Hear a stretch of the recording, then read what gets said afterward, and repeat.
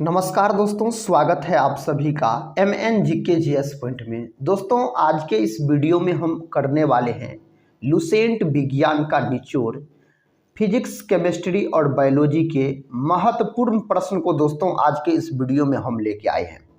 अगर साथ ही आप लोग किसी भी एग्जाम का तैयारी कर रहे हैं, जैसे आपको हो गया ALP technician, Bihar police, SSC GD, SSC CHSL, SSC CGL, MTS, सभी एग्जाम के लिए दोस्तों यह वीडियो बहुत ही महत्वपूर्ण है, क्योंकि साथ ही अगर किसी भी कॉम्पिटिटिव एग्जाम का बात किया जाए तो उसमें साइंस का वेटेज सबसे अधिक रहता है। और दोस्तों इस वीडियो में आपको फिजिक्स, केमिस्ट्री और बायोलॉजी के उस प्रकार के प्रश्न मिलेंगे जो प्रश्न कई बार किसी न किसी एग्जाम में पूछे गए हैं, और पूछा हुआ प्रश्न दोस्तों एग्जाम में अधिक बार पूछा जाता है, उसी प्रश्न को रिपीट किया जाता है। इसीलिए दोस्तों अगर आप लोग किसी भी एग्जाम का तैयारी कर रहे होंगे तो इस वीडियो को पूरा ज़रूर देखिएगा, और इस वीडियो में जितने भी प्रश्न हैं साथ ही इन्हें आप याद कर लीजिए, और वीडियो के अंत में आप कमेंट करके बता सकते हैं इसमें से कितने प्रश्न का आप सही जवाब दे पाए। तो चलिए दोस्तों आज के इस वीडियो को हम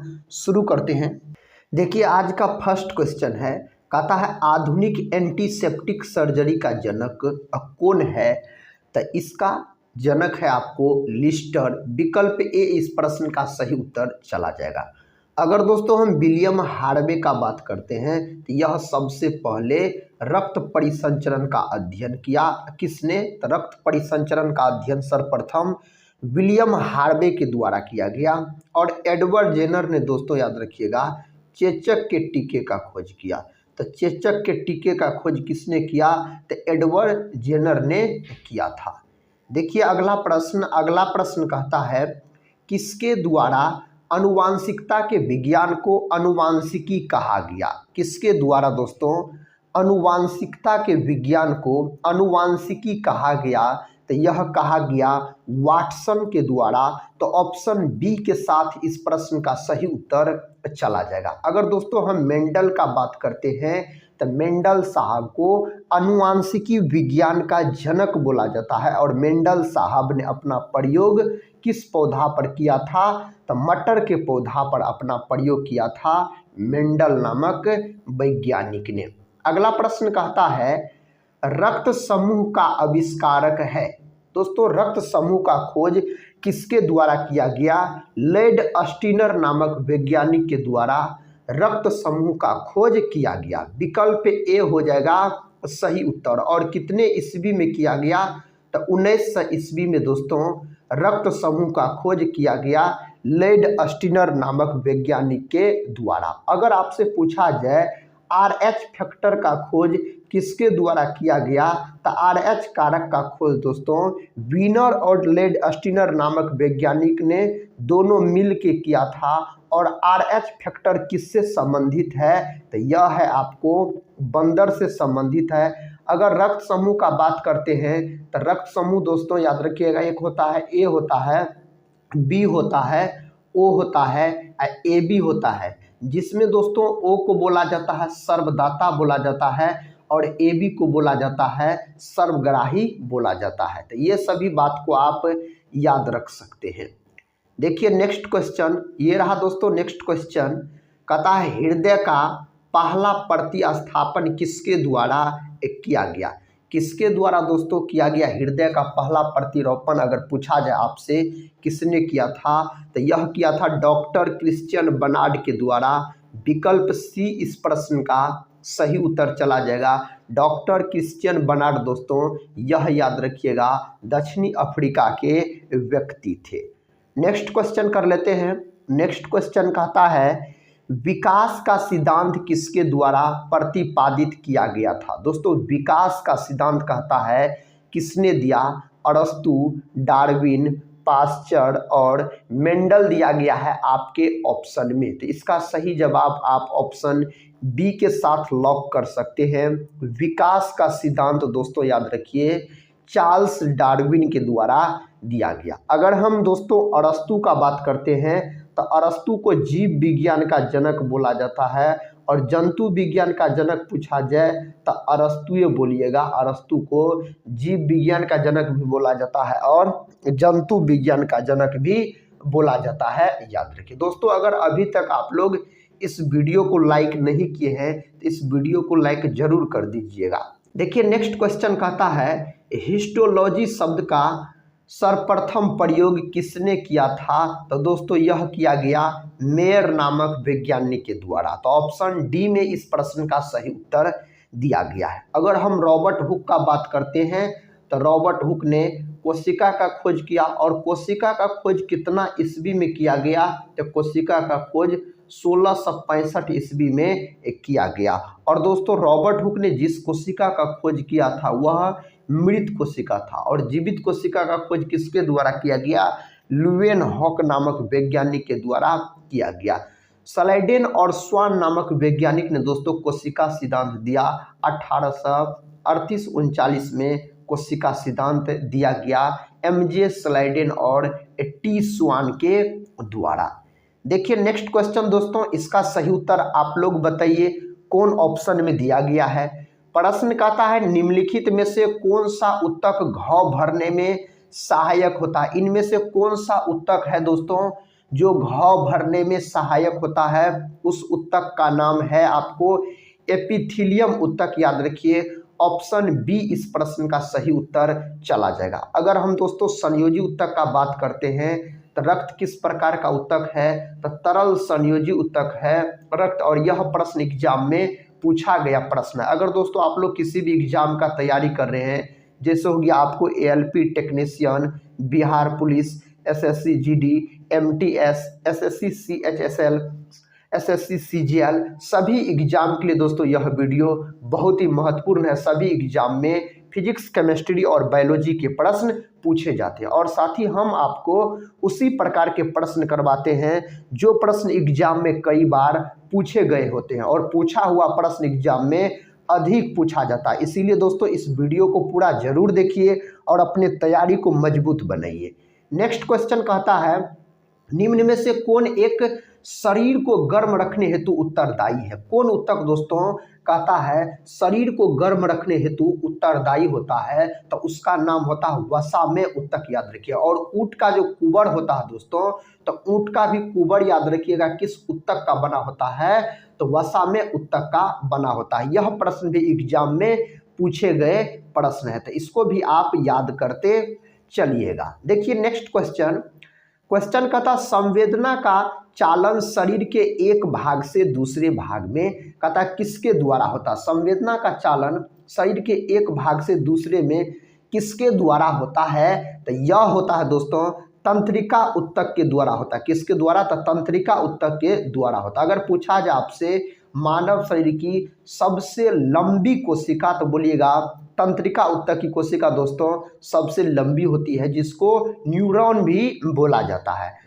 अगर मानव शरीर की सबसे बड़ी कोशिका पूछा जाए तो आप बोलिएगा अंडाणु दोस्तों, और मानव शरीर की सबसे छोटी कोशिका पूछा जाए तो आप बोलिएगा शुक्राणु बोलिएगा। पृथ्वी पर दोस्तों सबसे बड़ी कोशिका पूछा जाए तो शुतुरमुर्ग की अंडे की हो जाएगी। अगर पृथ्वी पर सबसे छोटी कोशिका पूछा जाए तो माइकोप्लाज्म की हो जाएगी। नेक्स्ट क्वेश्चन कर लेते हैं। देखिए नेक्स्ट क्वेश्चन कहता है ऊंट का कुबर किस उत्तक का बना होता है? साथ ही इससे पहले इस प्रश्न का हम उत्तर आपको बता चुके हैं, तो आप लोग लॉक कीजिए इस प्रश्न का उत्तर कौन ऑप्शन में दिया गया है। तो वसा में उत्तक का बना होता है ऊंट का कुबर, तो विकल्प ए को आप लॉक कर सकते हैं। अगले प्रश्न की ओर बढ़ते हैं। देखिए अगला प्रश्न कहता है मास्ट कोशिकाएं पाई जाती है संयोजी उत्तक में, तंत्रिका उत्तक में, पेशी उत्तक में और रुधिर उत्तक में। किसमें दोस्तों मास्ट कोशिकाएं पाई जाती है? तो यह पाया जाता है संयोजी उत्तक के अंतर्गत पाया जाता है। तो विकल्प ए के साथ इस प्रश्न का सही उत्तर चला जाएगा। नेक्स्ट क्वेश्चन कर लेते हैं। देखिए दोस्तों नेक्स्ट क्वेश्चन कहता है फेफड़ों को ढकने वाला आवरण कहलाता है। फेफड़ों को ढकने वाला आवरण क्या कहलाता है? तो पलूरा कहलाता है। विकल्प डी में इस प्रश्न का सही उत्तर दिया गया है पलूड़ा कहलाता है। अगर मानव का श्वसन अंग पूछा जाए आपसे तो आप बोलिएगा फेफड़ा दोस्तों मानव का श्वसन अंग हो जाएगा। किसी जीवित देह के भीतर कोशिका या ऊतक की मृत्यु को क्या कहते हैं? इसको क्या बोला जाता है? तो इसको बोला जाता है नेफ्रोसिस बोला जाता है। ऑप्शन सी इस प्रश्न का सही उत्तर चला जाएगा। देखिए अगला प्रश्न दोस्तों ये रहा, इसका सही उत्तर लॉक कीजिए। कौन ऑप्शन के साथ चला जाएगा? प्रश्न का था कोशिका में पाए जाने वाले अनुवांशिक पदार्थ है। दोस्तों कोशिका में पाए जाने वाले अनुवांशिक पदार्थ आपसे पूछा जा रहा है तो डीएनए हो जाएगा, ऑप्शन हो जाएगा सी। अगर डीएनए का पूरा नाम पूछा जाए तो बोलिएगा डीऑक्सीराइबोज न्यूक्लिक अम्ल हो जाएगा। और डीएनए दोस्तों डबल हेलिक्स संरचना होता है, इस बात को भी आप याद रखिएगा। और आरएनए दोस्तों सिंगल होता है, याद रखिए सिंगल संरचना होता है आरएनए का। अगर बात किया जाए तो इसका पूरा नाम होता है राइबोज न्यूक्लिक अम्ल होता है आरएनए का पूरा नाम। नेक्स्ट क्वेश्चन कर लेते हैं। देखिए दोस्तों क्वेश्चन कहता है डीएनए का डबल हेलिक्स मॉडल किसने दिया? डीएनए का जो डबल हेलिक्स मॉडल है दोस्तों यह दिया गया वाटसन और क्रिक नामक वैज्ञानिक के द्वारा दिया गया। ऑप्शन सी के साथ इस प्रश्न का सही उत्तर चला जाएगा। अगर ल्यूवेनहॉक का हम बात करते हैं तो दोस्तों यह जीवाणु का खोज किया। किसका? जीवाणु यानी बैक्टीरिया का खोज किया गया। और जीवित बैक्टीरिया का दोस्तों जीवित अगर कोशिका का खोज पूछा जाए आपसे तो बोलिएगा ल्यूवेनहॉक के द्वारा किया गया। तो ऑप्शन सी के साथ इस प्रश्न का उत्तर आप लॉक कर सकते हैं। कहता है माता पिता के गुण उनकी संतानों में किसके द्वारा हस्तांतरित होते हैं? रक्त द्वारा, गुणसूत्र द्वारा, हार्मोन द्वारा, और इनमें से कोई नहीं। इस प्रश्न का उत्तर दोस्तों ऑप्शन बी में दिया गया है गुणसूत्र द्वारा। अगर मानव में गुणसूत्र की संख्या आपसे पूछ लिया जाए तो आप बोलिएगा 46 होता है। यही अगर जोड़ा में पूछ लिया जाए तो 23 जोड़ा आप बोल सकते हैं मानव में गुणसूत्र की संख्या। कहता है किस कारण एक माता पिता के सभी संतानें एक समान नहीं होती है? यह किसके कारण होता है? यह नहीं होता आनुवांशिक विभिन्नता। ऑप्शन दोस्तों ए के साथ इस प्रश्न का सही उत्तर चला जाएगा। और इस प्रकार के प्रश्न दोस्तों एग्जाम में कई बार पूछे जाते हैं। प्रश्न कहता है लड़का पैदा होगा जब? दोस्तों लड़का पैदा होगा जब दोस्तों कौन कौन गुणसूत्र आपस में मिलेगा? तो बताइए साथी इसका सही उत्तर। तो इसका सही उत्तर आपको ऑप्शन सी के साथ चला जाएगा। बच्चे में XY गुणसूत्र होगा तब दोस्तों संतान याद रखिएगा लड़का होगा। अगर आपसे पूछा जाए साथी और लड़की के बारे में, मादा के बारे में, तो आप बोलिएगा XX अगर गुणसूत्र जुड़ेगा दोस्तों तब क्या होगा? तो लड़की होगा। अगला प्रश्न कर लेते हैं।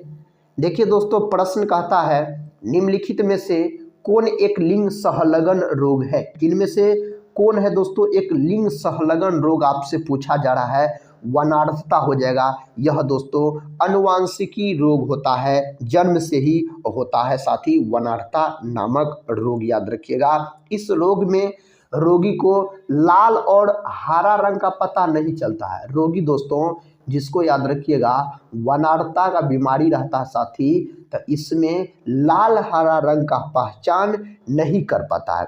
क्षय रोग को दोस्तों तपेदिक भी बोला जाता है। तपेदिक इन्हीं को बोला जाता है। टीबी भी पूछा जाता है, टीबी दोस्तों इन्हीं को कहा जाता है। क्षय रोग को याद रखिएगा। दोस्तों क्षय रोग में मानव शरीर का फेफड़ा प्रभावित होता है। तो फेफड़ा दोस्तों प्रभावित होता है। अगर पूछा जाए टीबी में मानव शरीर का कौन अंग प्रभावित होता है तो फेफड़ा याद रखिएगा। विश्व टीबी दिवस कब मनाया जाता है? तो 24 मार्च के दिन मनाया जाता है विश्व टीबी दिवस के रूप में। अगला प्रश्न देखिए कहता है एक वनार्ध पुरुष एक सामान्य महिला से विवाह करता है, वनार्थता के लक्षण उत्पन्न होंगे उसके पुत्रों में, पुत्रियों के पुत्रों में, पुत्रों के पुत्रों में और कहता है पुत्रियों में। दोस्तों यह किस में उत्पन्न होने की संभावना है? तो ऑप्शन हो जाएगा बी पुत्रियों के पुत्रों में। तो ऑप्शन बी के साथ आप सही उत्तर लॉक कर सकते हैं। और दोस्तों इस प्रश्न का उत्तर बताइए। कहता है जैव विकास को सर्वप्रथम किसने समझाया? जैव विकास को दोस्तों सर्वप्रथम समझाने का काम लेमार्क ने किया था। विकल्प हो जाएगा बी इस प्रश्न का सही उत्तर। अगर साथी हम आइंस्टाइन का बात करते हैं तो आइंस्टाइन साथी E बराबर mc², इसी का समीकरण है, याद रखिएगा। और दोस्तों आइंस्टीन यह कौन वाद्य यंत्र बजाने में निपुण थे? तो वायलिन बजाने में निपुण थे। नेक्स्ट क्वेश्चन कर लेते हैं। देखिए दोस्तों नेक्स्ट क्वेश्चन कहता है उत्परिवर्तन का सिद्धांत प्रतिपादित किया गया था। उत्परिवर्तन का सिद्धांत दोस्तों किसके द्वारा दिया गया? तो यह सिद्धांत दिया गया डिब्रीज नामक वैज्ञानिक के द्वारा दिया गया। ह्यूगो डिब्रीज नामक वैज्ञानिक ने उत्परिवर्तन का सिद्धांत दिया था। प्रकृति चयन का सिद्धांत अगर आपसे पूछा जाए तो आप डार्विन लगा सकते हैं। अगला प्रश्न देखिए, ये रहा दोस्तों अगला प्रश्न। कहता है मलेरिया परजीवी तथा अमीबा को किस श्रेणी में रखा जाता है? इसको दोस्तों कौन श्रेणी के अंतर्गत रखा जाता है? तो प्रोटोजोआ के अंतर्गत रखा जाता है। मलेरिया दिवस पूछा जाए तो आप बोलिएगा 25 अप्रैल के दिन मलेरिया दिवस के रूप में मनाया जाता है। मलेरिया का खोज दोस्तों रोनाल्ड रॉस नामक वैज्ञानिक के द्वारा किया गया। अगर एनीलिडा का बात करते हैं तो एनीलिडा के अंतर्गत दोस्तों केचुआ को रखा गया है, नेरिस को रखा गया है, जोंक को रखा गया है एनीलिडा के अंतर्गत। और केचुआ को किसानों का मित्र भी कहा जाता है। कहता है चप्पल की आकृति का जंतु है। चप्पल के समान दोस्तों किसका आकृति होता है? तब पैरामीशियम का आकृति होता है चप्पल के समान। और पैरामीशियम याद रखिएगा यह एक कोशिकीय जीव होता है। तो पैरामीशियम दोस्तों किस प्रकार का जीव होता है? तो यह एक कोशिकीय जीव का उदाहरण है। अमीबा भी दोस्तों याद रखिएगा एक कोशिकीय जीव का उदाहरण, यह एक कोशिकीय प्राणी है। इसका प्रचलन अंग पूछा जाए अमीबा का तो आप बोल सकते हैं कुटपाद हो जाएगा इसका प्रचलन अंग। इस प्रश्न का उत्तर बताइए। प्रश्न कहता काला जार उत्पन्न करने वाला प्रोटोजोआ है, तो उस प्रोटोजोआ का क्या नाम है? लिस्मेनिया दोस्तों उस प्रोटोजोआ का नाम है। तो ऑप्शन हो जाएगा डी के साथ इस प्रश्न का सही उत्तर। अगला प्रश्न देखिए, कहता है कीटों में कितनी जोड़ी टांग होती है? तो 3 जोड़ी टांग होता है, यानी 6 दोस्तों हम बोल सकते हैं।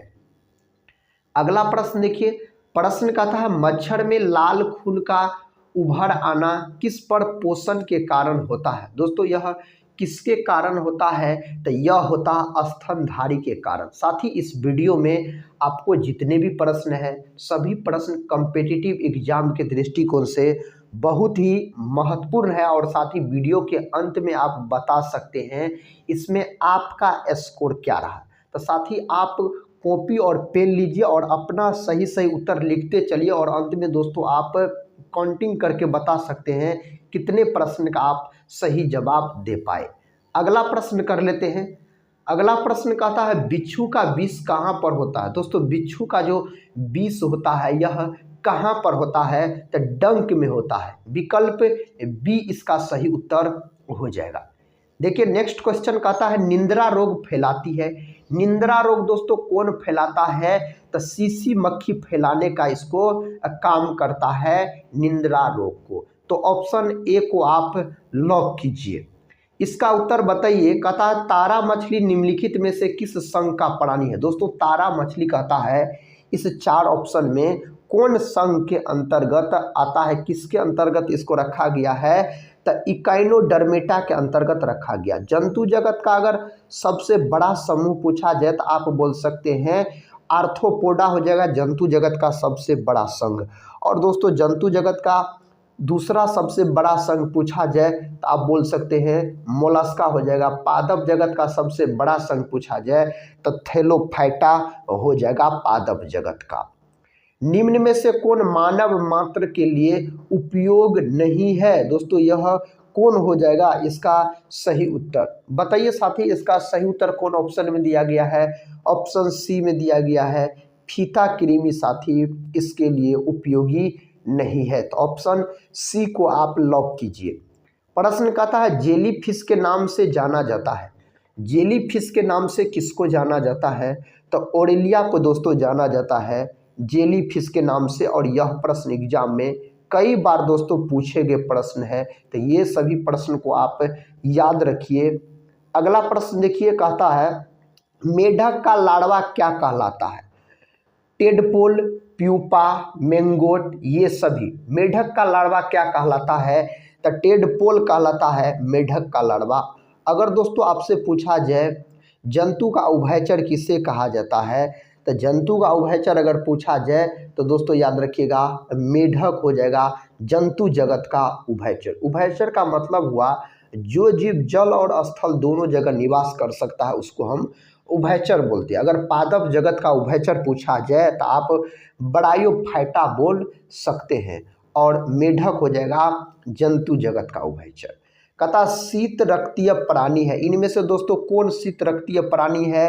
मछली भी है, छिपकली भी है, मेढक भी है, तो ये सभी हो जाएगा। दोस्तों मछली और मेढक में याद रखिएगा किस प्रकार का निषेचन होता है?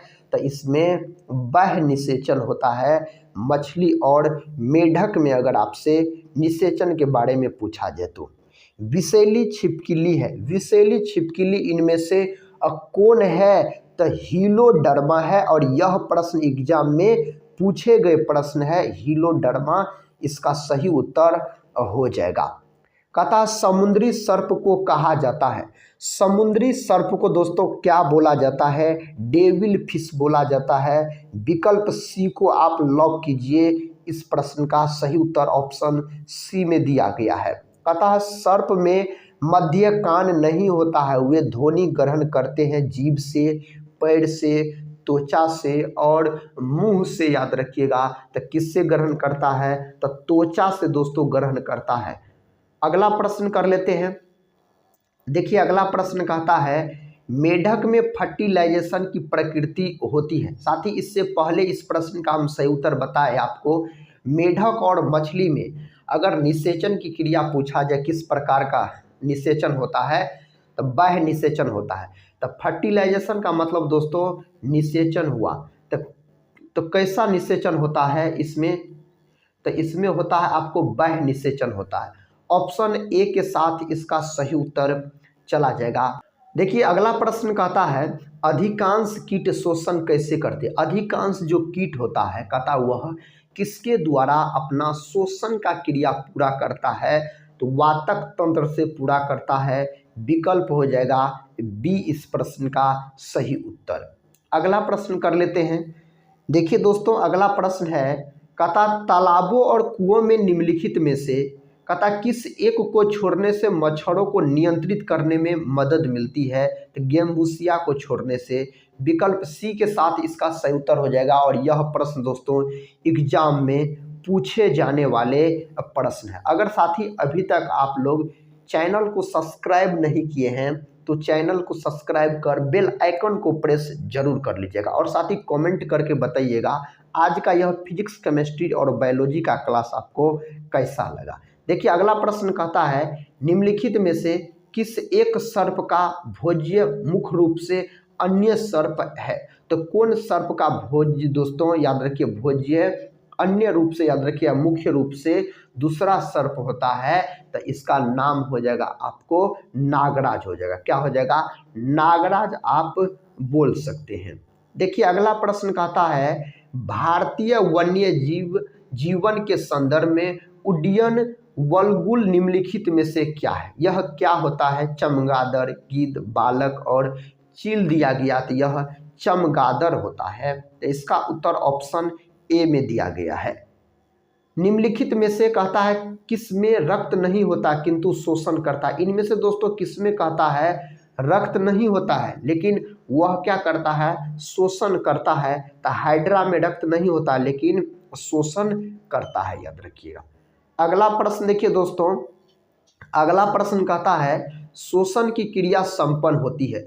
शोषण की क्रिया दोस्तों किसमें संपन्न होता है? हरित लवकों में, राइबोसोम में, लाइसोसोम में और माइटोकॉन्ड्रिया में। तो किसमें होता है? माइटोकॉन्ड्रिया में होता है। माइटोकॉन्ड्रिया का हिंदी नाम अगर आपसे पूछा जाए तो आप बोलिएगा सूत्रकणिका बोलिएगा।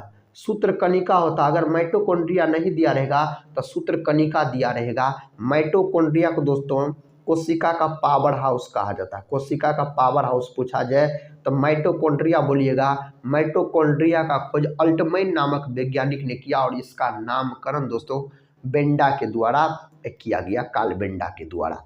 हरित लवक का अगर हम बात करते हैं तब पादप का दोस्तों रसोई घर बोला जाता है। तब पादप का अगर रसोई घर पूछा जाए तो हरित लवक को कहा जाता है राइबोसोम। दोस्तों अगर हम बात करते हैं राइबोसोम तो प्रोटीन का फैक्ट्री बोला जाता है राइबोसोम को।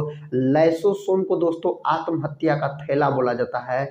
लाइसोसोम का खोज डी ड्यूवे नामक वैज्ञानिक ने किया था। देखिए नेक्स्ट क्वेश्चन कहता है हमारी छोड़ी हुई सांस की हवा में CO2 की मात्रा लगभग कितनी होती है।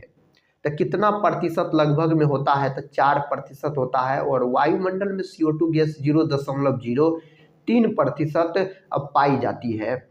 देखिए अगला प्रश्न ये रहा। प्रश्न कहता है मित्रों, कहता है क्रेब्स चक्र में किसका संश्लेषण होता है। क्रेब्स चक्र में दोस्तों किसका संश्लेषण होता है तब पायरुविक अम्ल का संश्लेषण होता है। अगर लैक्टिक अम्ल का हम बात करते हैं तो दूध और दही में लैक्टिक अम्ल पाया जाता है। लैक्टिक अम्ल का अणुसूत्र भी एग्जाम में पूछा जाता है, C3H6O3 आप बोल सकते हैं। नेक्स्ट क्वेश्चन देखिए। नेक्स्ट क्वेश्चन कहता है अनोक्सी शोषण का अंतिम उत्पाद होता है। दोस्तों अनोक्सी शोषण का अंतिम उत्पाद क्या होता है। इस 4 ऑप्शन में से दोस्तों कौन ऑप्शन इसका सही उत्तर हो जाएगा। तो दोस्तों इसका अनोक्सी शोषण का अगर अंतिम उत्पाद पूछा जाए तो इथाइल अल्कोहल होता है। साथ ही इथाइल अल्कोहल आप बोल सकते हैं, इसका अंतिम उत्पाद होता है अनोक्सी शोषण। दोस्तों इसी को अवायवीय शोषण भी बोला जाता है, इस बात को आप याद रख सकते हैं। नेक्स्ट क्वेश्चन देखिए, कहता है मनुष्य के शरीर में मुख्य नाइट्रोजनी अवशिष्ट कौन सा होता है। तो कौन होता है दोस्तों, यूरिया होता है। यूरिया में अगर नाइट्रोजन की प्रतिशत मात्रा पूछा जाए तो 46% के आसपास आप बोल सकते हैं। कहता है रक्त की अशुद्धियाँ किस अंग में जाकर छनती है। किस अंग में जाकर तो वृक्कों में छनती है। यकृत दोस्तों यह मानव शरीर की सबसे बड़ी ग्रंथि होती है, यकृत याद रखिएगा। अगला प्रश्न दोस्तों और इस वीडियो का आखिरी प्रश्न है। प्रश्न कहता है मानव मूत्र का पीला रंग किसके कारण होता है। यह यूरोक्रोम के कारण होता है। मानव मूत्र का अगर पीला रंग आपसे पूछा जाए तो। और रुधिर दोस्तों जिसको रक्त बोला जाता है तो रक्त में कौन धातु पाया जाता है तो लोहा धातु पाया जाता है रक्त में। दोस्तों आज के इस वीडियो में हम आपको फिजिक्स, केमिस्ट्री और बायोलॉजी के टॉप इम्पोर्टेंट 50 प्रश्न को डिस्कस करवाया था। साथ ही इस 50 प्रश्न के अंतर्गत आपका स्कोर क्या रहा आप लोग कमेंट बॉक्स में ज़रूर बताइएगा। अगर साथ ही अभी तक आप लोग टेलीग्राम चैनल से नहीं जुड़े हैं तो टेलीग्राम चैनल से ज़रूर जुड़ जाइएगा, जिसका लिंक इस वीडियो के डिस्क्रिप्शन बॉक्स में दिया गया है। तो मिलते हैं दोस्तों नेक्स्ट वीडियो में, तब तक के लिए जय हिंद, जय भारत।